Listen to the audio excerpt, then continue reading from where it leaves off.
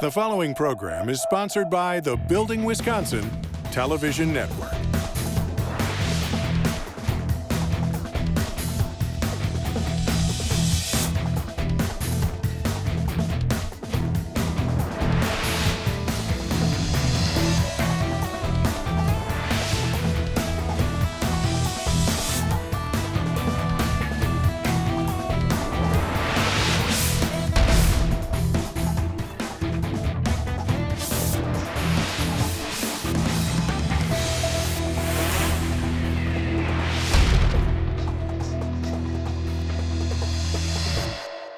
Welcome back to Building Wisconsin, Doug. Great to see you again.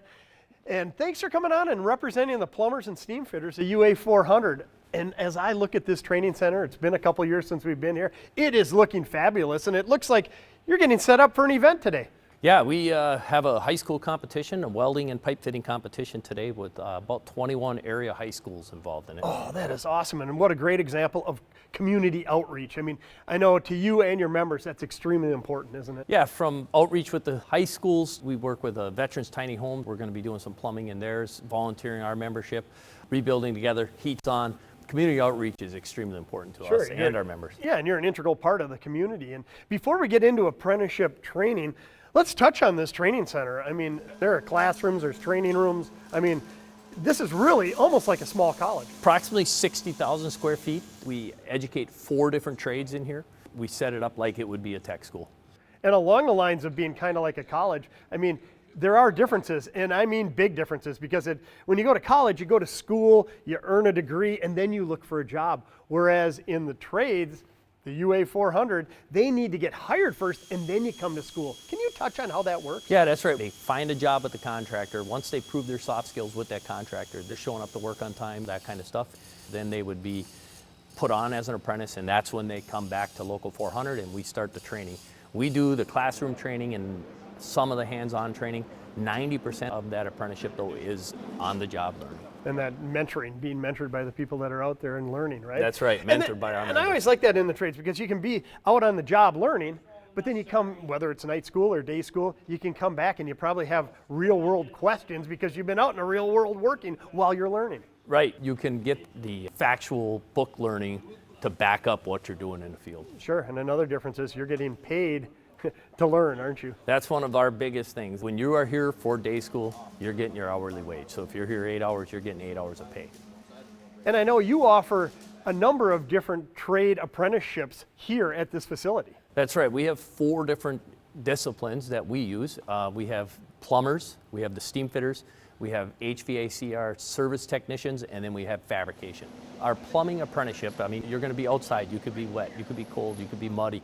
But most people know what plumbing is, right, and what they're doing. So then there's our steam fitters. You're basically installing all the different piping components of heating and cooling systems, as well as wastewater treatment plants, water treatment plants, chip plants. So anything piping that's related to that process, that's what our steam fitters are installing. Then we got our HVAC service technicians. What they're doing is they're maintaining those systems, repairing the boiler, repairing the chillers. So it's a real technical job that way. And then we have our fabrication. That fabrication is weld-focused apprenticeship. They're working in the fab shops. They're doing spool pieces that are then turned around and installed in the field. Those individuals that are fabrications, they don't go and do the install. They work off a print, they make that spool piece, and then they pass it on to be installed. So what about the geographic area for each of these? Is it pretty consistent with all of them? We do cover 18 counties here in Northeast Wisconsin for Local 400's jurisdiction. And the plumbers, the fitters, and the service techs could be anywhere within those 18 counties. But the fabrication, they're going to be at the same place every day. They're going to go to that shop, and they're going to work in that shop every day. Well, at the end of the day, all this happens because of the partnerships you've developed. And just touch on those. I mean, you have contractors, you have the communities, you have the members. I mean, it's all about partnerships, isn't it? Yeah, I mean, you know, one that comes to mind is Miller with our welding. We have just a great partnership with them. They helped us create the Pipeworks 400, and just a great partnership there. But then our contractors and the MCA, we got anywhere from 80 to 100 contractors. It varies at times. We maintain great relationships with them. And on top of our relationship with the contractors, we have great relationship with our members and making sure we're here to supply them with what they need as well. Yeah, well, that's awesome. Well, great to catch up with you. Look forward to seeing you again on another episode. Right now, I'm going to go catch up with Nick to learn more about how to get started in a career with UA 400. Sounds great. Thanks for being here. If you want to go set your project down along the wall, you'll find your name tag and then come back. We'll jump in and get food. Here, we'll go.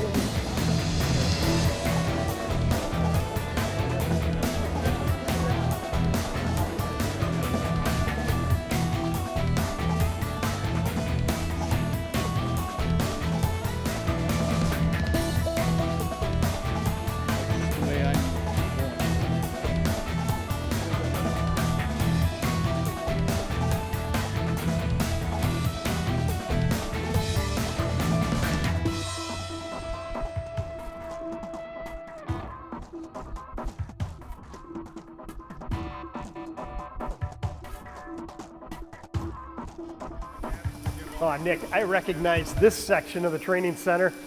In a previous episode of Building Wisconsin, we were in here and we were seeing a sub-arc welder being utilized, and then we actually got to go out to one of the contractors and see it in action. Right, that's just another great example of how individuals can come here, get trained in the shop, and then immediately take that out in the field and use that skill. Sure, well, thank you for coming on Building Wisconsin, and we're learning about apprenticeship training. And we wanted to catch up with you, and let's just dive right into it. What is your title here, and what is your role at the training center? Sure, my title here is Pipe Trades Recruitment Coordinator, and my role specifically here at UA 400 is really working with high school students and veterans transitioning out of the service to ensure that they can get on a good path into the trades. And you're relatively new into this position.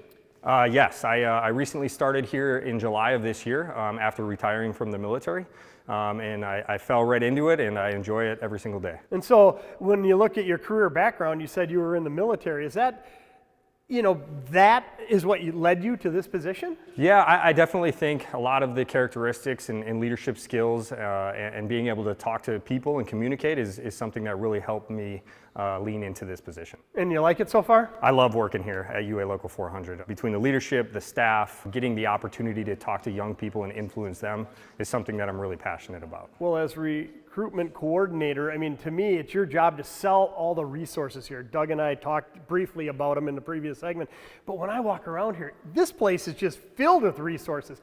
How do you like to describe this facility when you're out talking to a high school student or their parents?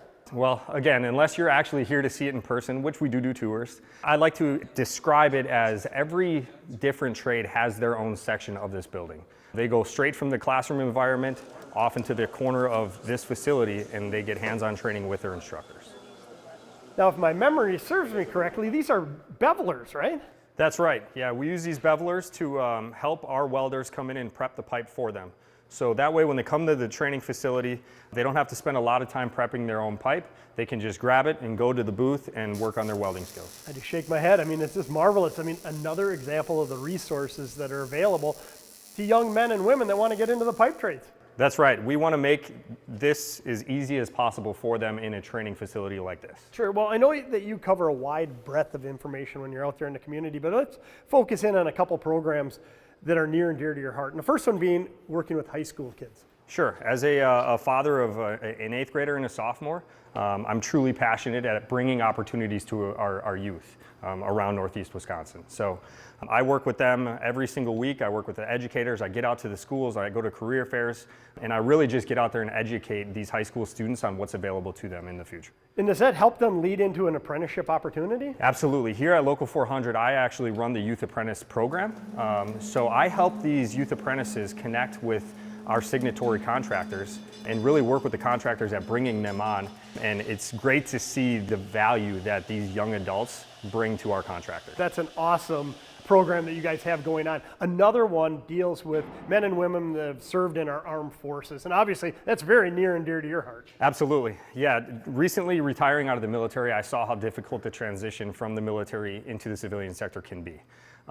So with that being said, I really wanted to reach out to our veterans that are coming back to Northeast Wisconsin and make that transition a little easier for them and offer them the opportunity to work in the trades. How has the reception been to that? The reception's been great. Sometimes they know there's opportunities out there, they just don't quite know how to navigate that process, and that's where I can come in and help them out. You know, I'm just curious, with all your experience, what do you think leads to success if I'm new, green at any of the 4 disciplines, but I want to get into the pipe trades? I mean, what is the best advice you can give to somebody? The best advice I can give to somebody to be successful in the trades, and I would tell them this really getting into any workforce, is discipline. Showing up on time, being a good employee, not being distracted by your cell phone or any other distractions. 15 minutes early, be the first one there and last to leave. Really, it sounds like a lot of focus, hard work, and dedication. And always bring a good attitude. Absolutely, attitude is everything. That's awesome. Well, I appreciate you coming on. We'll see you again in another episode. Thank you so much.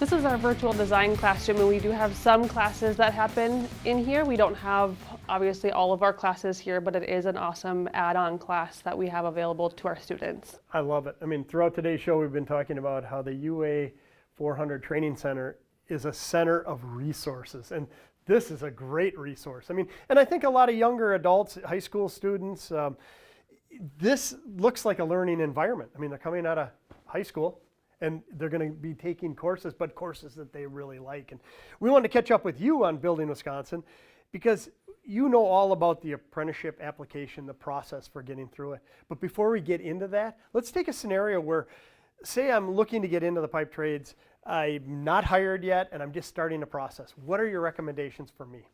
Yeah, so candidates can visit our ua400.org website. There's obviously reading material out there if you're not certain on what you want to do. But if you are certain on what you want to do, kind of jumping into our career portal is that next step. And if you look at our website, register in our career portal is linked. Sure. So if you click on that, it'll prompt you through a short questionnaire. It's just meet and greet, getting some initial information from you. It doesn't get super in detail, but we do gather that from you. And then once you're going through that, at the end, you go through and you can get to an orientation page and you can get to additional resources.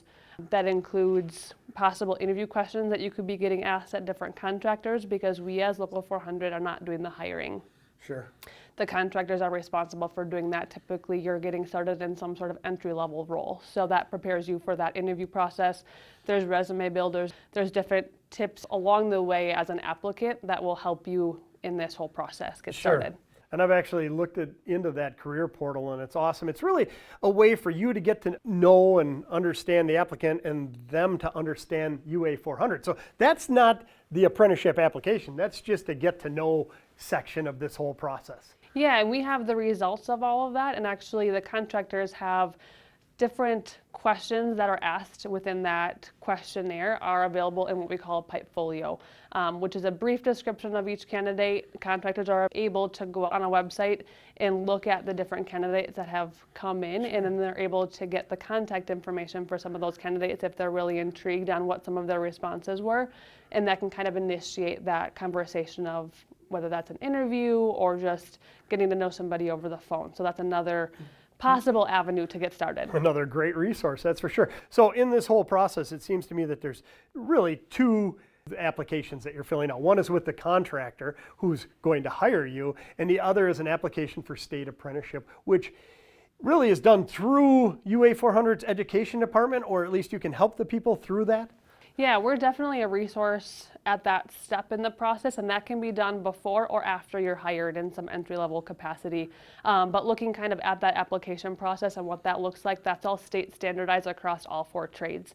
There's an application form, there's an EEOC form, which is included in this packet. You need to submit a copy of your driver's license, a copy of your high school transcripts, and then also valid AccuPlacer or ACT scores. And those are within 5 years, and there's minimum scores that the state requires as minimums. Okay, so the key is here. This isn't UA 400 per se. This is state requirements, but you can help facilitate it. You can help them get everything they need to complete this application. Yes. And I see on here there's, AccuPlacer scores and a lot of math and stuff. So you have to be prepared to be taking tests. So it's probably a good idea to brush up on your skills that you've learned in high school. Yeah, the one advantageous thing is if you took some of these tests in high school, those scores are typically applicable. If it's valid within that 5-year time frame, you wouldn't have to retake those in any way, shape, or form. But if you don't have valid scores of the ACT or AccuPlacer within the last 5 years, you would have to retake either all of those tests that are required, or if you don't meet the minimum in one of those sections, you'd have to retake a single section or 2 possibly to meet and get to the state standard. Well, awesome. And the best news of all, you're here to help them every step of their journey. So thanks a lot for coming on Building Wisconsin. We'll catch up with you again in the future. Sounds good. Thank you, Stu.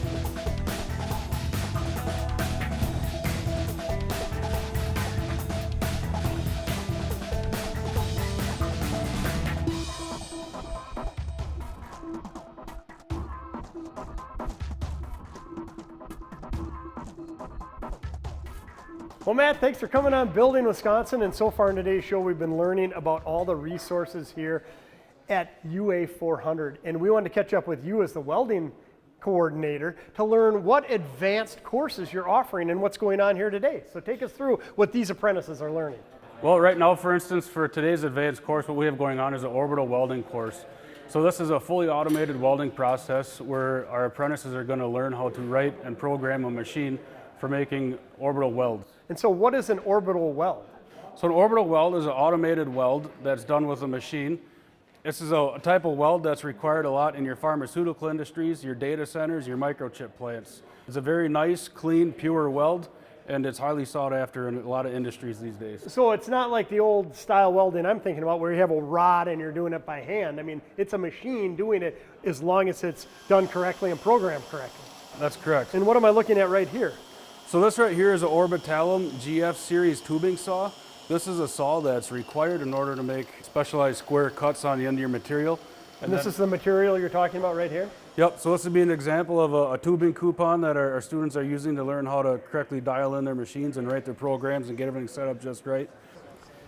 Okay, so as we move on down the line here, that cuts the coupons. You call them coupons, it's really pieces that the apprentices are going to use. I mean, out on site, you're not going to piece a whole bunch together necessarily. Correct. Once they're cut in that tubing saw over there, they're going to bring them over here and they're going to stick them in one of these pieces of equipment here. And what these are going to do is they're going to machine square the face of that weld coupon or the pipe, the tubing, or the fitting. And it's going to give them a perfectly square edge where there's 2 surfaces made up and there's going to be no gap that needs to be filled. With this automated process, it's a complete fusion weld. There's no filler material. So you can't have a gap in there. I mean, Correct. You have to have it absolutely perfect. Now, what are they doing down here? So with this machine right here, this is an Orbitalum machine. This is a newer piece of equipment. This is some of the best equipment that's out in the industry right now. And what they're doing is they're running out a weld sample. So they have written a program for this specific tube size, diameter, and thickness. They enter in all of their settings for each level on this machine, and they hit start, and that weld head is going to weld out that piece of tubing for them. And when they lift the lid, they'll see what the result is and see whether or not their program was good. So these apprentices are learning how to program a state-of-the-art machine And if it's done correctly, it's going to do the precision weld. Again, it's all fusion there, and it's based on what they entered into that machine. It's going to produce a sound weld that's going to be X-ray quality every time. That is amazing to me. Now tell me, these aren't first-year apprentices, are they? Nope, so a lot of these students here are going to be 3rd and 4th year apprentices, and they've chosen to take the next step and take some of the more advanced classes that we offer here so that they can see how far they can get in their careers. I actually love to hear that. So there's electives, so to speak, and there's opportunities within these different apprenticeships to advance it as far as you want right from the get-go. I mean, if you want to get really specialized, you can get real specialized with these courses right when you're a 3rd or 4th year apprentice. That's correct. That's beautiful. What's going on here? So this machine right here is an older piece of equipment. This is a little older than the Orbitalo machines that we were just looking at. This specific one is a tube master, and as you can see, this weld head is burning out a piece of 3/4 inch tubing right now, and this is going to be a 0.065 wall thickness. Are these the actual welds right here? Yep, those are the actual welds right there. You can see how clean and perfect they are. When you get into the microchip industry and the data center industry, your chemical plants, they need to have perfect guaranteed welds, so that's what this equipment is going to do for you. And if you take a look at that weld, I mean, look at that. You can't even see that it's a weld on the inside. Yep, so It's just that's smooth. going to be your inside root pass. You know, as I look around, you have several orbitalums. You have maybe, you know, a dozen apprentices in here. How many of these type of courses do you guys offer? I mean, specialized courses. So for different welding processes, we have classes that are going to touch on about 7 to 8 different welding processes. Wow, that's amazing. Is this what the end result of this fusion welding is? So this is just going to be an example of what some of this tubing looks like once it's finally installed and in service for production. Look at that. You can't even see. It looks like it was manufactured tubing to look like that, yet there's a lot of welds in different aspects. That's incredible. So over all the years you've been here, your vast knowledge and experience, you've seen a lot of apprentices turn their apprenticeship into a rewarding career as a steam fitter. What do you say to someone who comes up and says, I'm thinking of getting into that? What advice do you have for them? What makes a good, successful steam fitter? Well, they need to have the drive for success, and they need to have the knack for welding, and it has to be something that they want to do. If they have an interest in it, they can take this career as far as they want to go with it. Sure. There's a lot of different options and avenues that they can go in our industry. And again, what we've learned in today's show is the instructors are second to none. They're journey workers that have a wealth of knowledge that they're willing to come back and teach. That's right, Stu. So once a lot of our apprentices turn out and become journeymen, they'll often express interest to us that they're interested in becoming an instructor. We're always looking for more of our night school instructors. So the way that process works is once they get done with their shift of work during the day like everybody else, then they'll come in the evening and they'll teach a 3-hour unpaid related training course for the apprentices. And at the end of the day, that's what makes it happen. That's why it's such a great career.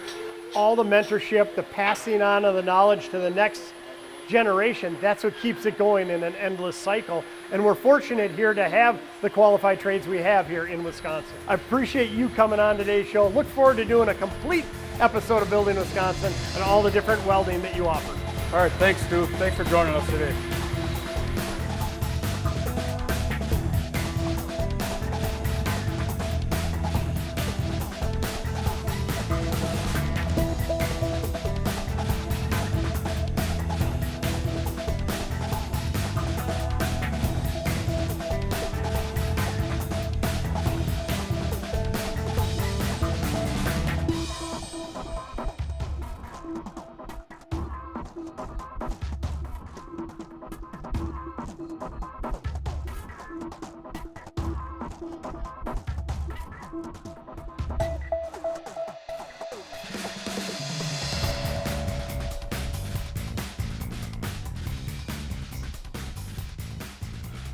Well, Ridge, thanks a lot for coming on Building Wisconsin. I tell you, I recognize this area, but probably am not as familiar as you are with it, right? Yeah, I spent quite a few hours in here, and especially recently, just getting my apprenticeship and being able to really get into the booths and learn and grow with what I've been doing. Sure. And so far on today's show, we've been learning about the apprenticeship process and just generally starting a career here at UA 400. And we wanted to catch up with you because, as I understand it, you're in your first year of apprenticeship, and we wanted to see what led you to this career choice. Like you said, I'm in my first year as a steam fitting apprentice, and what led me here was I graduated high school, went into college. I went through my 4 years of college, did that, and after that I just wasn't really sure what I wanted to do. But my uncle's a steam fitter in the union. I've got some connections in the office, and that made me realize that in the trades like this, there's a huge opportunity for growth, and I'm not really ready to use my degree yet, but being in a trade like this, I can move up and climb the ranks and eventually someday use my degree and climb into an office space where I don't want to use my hands anymore, then I can do that. Yeah, or if you decide you want to stay out in the field, you can do that. Exactly. It opens doors, it sounds like. Yeah. So it seems to me as you're not saying college is a bad thing, but at the end of the day, this is providing you more opportunity. And with a facility like this, all the resources that are here, have they met or exceeded your expectations? Yeah, I mean, they have far exceeded my expectations. In high school, we had a small weld shop, 4 or 5 booths, but nothing compared to this, where I think we're at 40-something booths, and you can come in here almost any time of the day and weld and just learn your craft. Okay, and then as I understand it, you were a heck of a ball player, a baseball player in college. Do you find that being part of a college baseball team or any sporting team can translate traits and advantages to getting into the trades? Yeah, I think it definitely can. A big part of baseball is failure and learning to overcome failure. And I've noticed so far, just in the year that I've been an apprentice, that that's something that you're going to experience a lot. I mean, there's never going to be anything that's perfect. There's always going to be hiccups. And being able to control your emotions and understand that failure happens has been a huge thing for me to grow and learn in the trade. It makes total sense. I played a lot of baseball in my day, and it's the challenges. I mean, you're facing a pitcher, you've never got a hit off him, but sooner or later you're going to. Yep. And that's probably it out here in the field. I mean, you're working, there's a challenge. I know we can overcome it. And that's great, you can keep your composure in a setting like that. Yep. What about the instructors here and just the educational process? Comparing that to college, I mean, do you like this better? I mean, it's more hands-on? Yeah, I definitely like this better. I've always been more of a hands-on person. I like working with my hands. I like learning and using my hands to help me learn. And just being here and being with instructors that have worked in the field, they understand how learning that way is, and they want to help you. They give you their experience. They'll teach you what the book says too, but then they can give you their experience from the past, and that just makes learning even easier. Seems to me it's like a family here. And yeah, sometimes there's, family quarrels or something, but at the end of the day, you're all pulling for each other, and everybody's, the smarter you are, it's helping raise the level of everything here. Yep, I couldn't agree more. I love that you can come here and every time you'll walk by someone in the hallway, it's a smile and a wave or a, hey, how you doing today? Well, like outstanding. Really appreciate you taking time out of your apprenticeship schedule to come on Building Wisconsin. Best of luck in the future. Thank you.